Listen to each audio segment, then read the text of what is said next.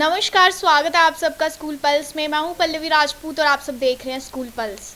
आज हमारे साथ जम्मू कश्मीर के, जैसे कि हम बात करें, कुछ दिन पहले जो है अनाउंसमेंट हुई थी कि जम्मू कश्मीर 2 ही टीचर नेशनल अवार्ड के लिए सिलेक्ट किए गए थे। बात करें जम्मू डिवीज़न की, तो जम्मू डिवीज़न से उधमपुर के टिकरी के मिस्टर सुनील कुमार जी जो है नेशनल अवार्ड के लिए सिलेक्ट हुए थे। आज हमारे साथ सर मौजूद हैं, तो आइए इनसे बात करते हैं।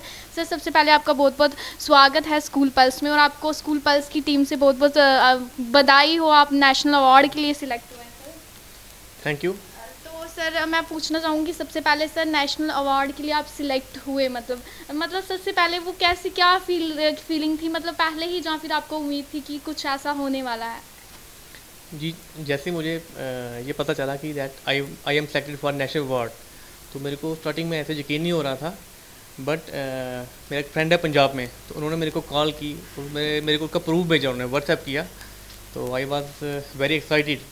इतनी एक्साइटमेंट हुई थी कि मैं 2 मिनट के लिए खामोश रहा। तो ड्यूरिंग द टाइम मैंने जो भी मेरे बुजुर्ग हो गए, माता पिता हो गए, ऑलमाइटी हो गया, सभी का मैंने धन्यवाद किया। अपने बच्चों का मैंने थैंक्स किया।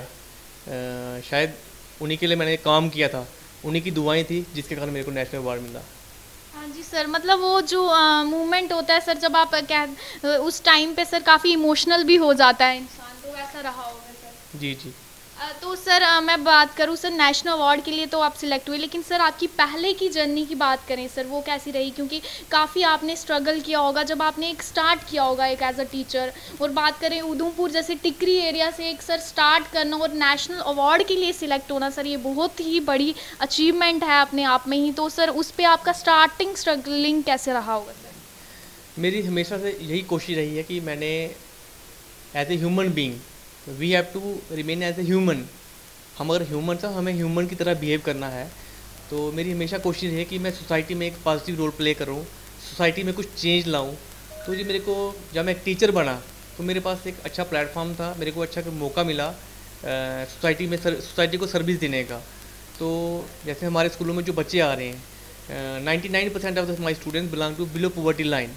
मेरे पूरे एक्सपीरियंस में, 17 ईयर्स के एक्सपीरियंस में, हमारे पास जितने भी बच्चे आए हैं, तो मुझे, मैं यहाँ ऐसा 100% है, फिर भी अगर 1% प्रोबेबिलिटी हो, 99% जो स्टूडेंट थे they belong to below poverty line. तो वो ऐसे बच्चे हैं जिनके माता पिता जो हैं वो इग्नोरेंट हैं, उनको मतलब अभी एजुकेशन की इतनी क्या वैल्यू है, क्या इंपॉर्टेंस है, इस चीज़ की उनको नॉलेज नहीं रखते हैं। तो मेरी हमेशा यही कोशिश है कि मैंने उन बच्चों के लिए करना है। तो उसके लिए मैंने हमेशा अपने बच्चों को, स्कूल के जो बच्चे हैं उनको अपने बच्चों की तरह समझा। मैंने अपने स्कूल को अपने घर की तरह समझा, और उसके लिए मैंने तन मन धन से काम किया।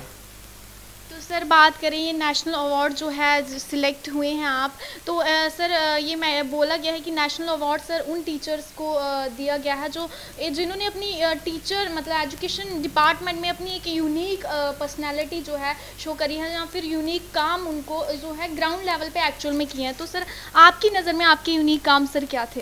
जी, जब मैंने स्कूल ज्वाइन किया था, तो मैंने ये बात मन में रखी हुई थी कि मुझे अपने स्कूल को JKUT में one of the best school बनाना है। मुझे उसको मॉडल स्कूल बनाना है। जैसे आपको पता होगा इस चीज़ का, हमारे JNK में बहुत सारे जो स्कूल्स हैं उनको गवर्नमेंट ने एज मॉडल स्कूल बनाया हुआ, उसके लिए फंड्स वगैरह आते हैं। बट हमारे साथ ऐसा नहीं है, हमारे पास कोई स्पेशल फंड्स नहीं है, नहीं तो वो ना ही वो एक मॉडल स्कूल था। बट मैंने उसको खुद से ही अपनी मेहनत से, अपना जो स्टाफ है उनको साथ लेके उसको एक मॉडल स्कूल बनाने की कोशिश की है। और आप इसमें चाहे स्कूल का इंफ्रास्ट्रक्चर ले लो या आप एकेडमिक्स ले लो, हर फील्ड में मैंने अपने स्कूल को प्राइवेट स्कूल के कंपेयर में उसको एक अच्छा स्कूल बनाने की कोशिश की है। आज आप मेरे स्कूल में जाओगे तो वहाँ पे देखोगे हमने अपने स्कूल में जो स्कूल की जो दीवारें हैं उसको मैंने पेंटिंग की हुई हैं। अब वो पेंटिंग क्या है, मेरे एक्सपीरियंस में जो भी मैंने लर्निंग जो डिफ़िकल्टीज बच्चों में देखी हैं इंग्लिश और मैथमेटिक्स में, उन लर्निंग डिफ़िकल्टीज़ को मैंने बच्चों को अपनी पेंटिंग के जरिए समझाने की कोशिश की है। आप देखते हो जब भी बच्चे क्लास में आते हैं, तो कभी ऐसा टाइम भी आता है कि स्कूल में क्लास में टीचर नहीं है या ब्रेक होती है, तो जब भी फ्री पीरियड होता है तो बच्चे स्कूल की दीवारों को देखेंगे। उन दीवारों में जो कंसेप्ट हैं अगर उनको देखेंगे तो जरूर उनके कुछ ना कुछ वहाँ से वो जरूर गेन करेंगे। इसके अलावा मैंने कंटेंट डेवलप किया हुआ है इंग्लिश और मैथमेटिक्स में। जैसे हमारे जो स्कूलों के बच्चे हैं मतलब वो अच्छे से बुक्स को रीड नहीं कर पाते हैं। तो मेरी ये कोशिश रही है कि बच्चों की जो बेसिक एजुकेशन है उसमें मैं थोड़ी ज़्यादा मेहनत करूँ, ताकि बच्चों की जो एजुकेशन है, बच्चों की जो रीडिंग और राइटिंग स्किल्स हैं उनमें थोड़ी वो इम्प्रूवमेंट हो। तो सर बात करें, आपने बहुत ही अच्छे इनिशिएटिव जो हैं एक मतलब ऐसे एरिया में लिए हैं जो कहीं ना कहीं बहुत मुश्किल काम था, लेकिन सर बात करें जब आप एजुकेशन डिपार्टमेंट में आपने ज्वाइन किया तब से ही आपके मन में थॉट्स आए कि आपको ऐसे काम करने हैं, या फिर आपका बचपन से ही, या फिर होता है इंसान को स्टार्टिंग से ही यहाँ हो कि मुझे एजुकेशन डिपार्टमेंट में आना है, एजुकेशन सिस्टम को इस तरह से वो है अपने स्कूल में ही इसको रन करना है? जी, जी। तो जहाँ पे मैं आपको बता दूँ कि मेरा जो इंटरेस्ट था वो मतलब टीचिंग में कम था। I want to carry research. मेरी जो क्वालिफिकेशन है, I am graduate in science, और I was preparing for MSc biotechnology. Whose examination is conducted by Jawaharlal Nehru university. तो मेरा ये था कि मैं एमएससी बायोटेक्नोलॉजी करूँगा, उसके बाद मैं रिसर्च करूँगा।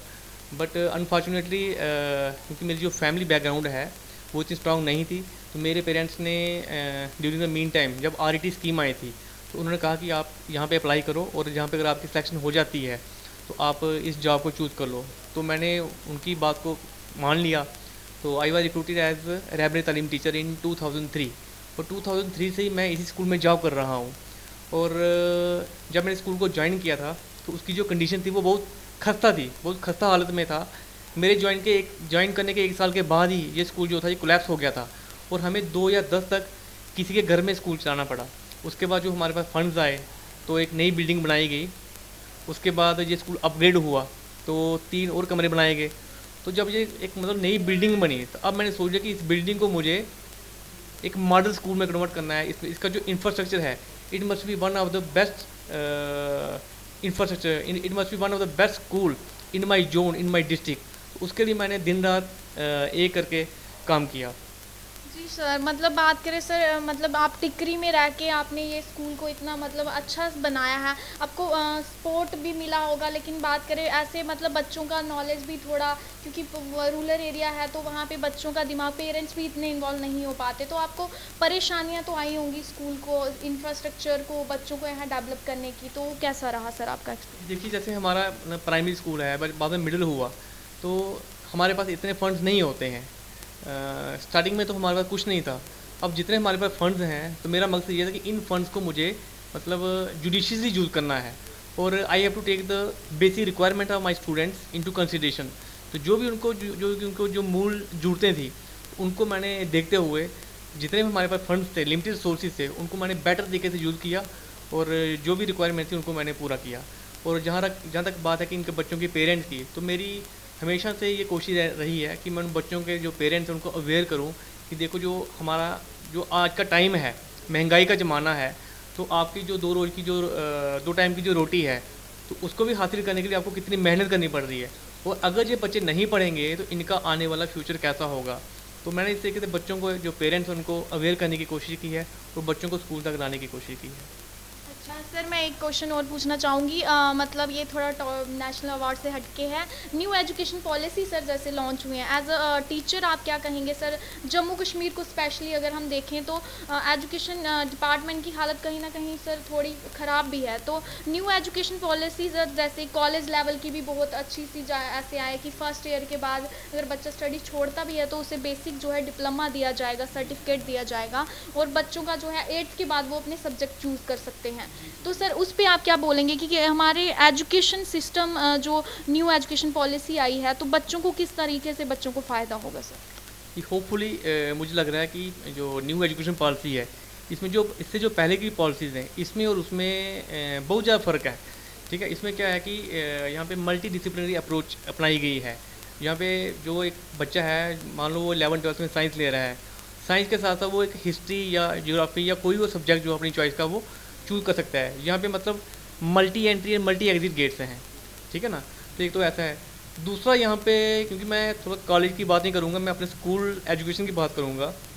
यहाँ पे एक बहुत इंपॉर्टेंट जो मुझे अच्छा लगा वो क्या है कि we can teach our students in local language, in Hindi या डोगरी अप टू क्लास 8।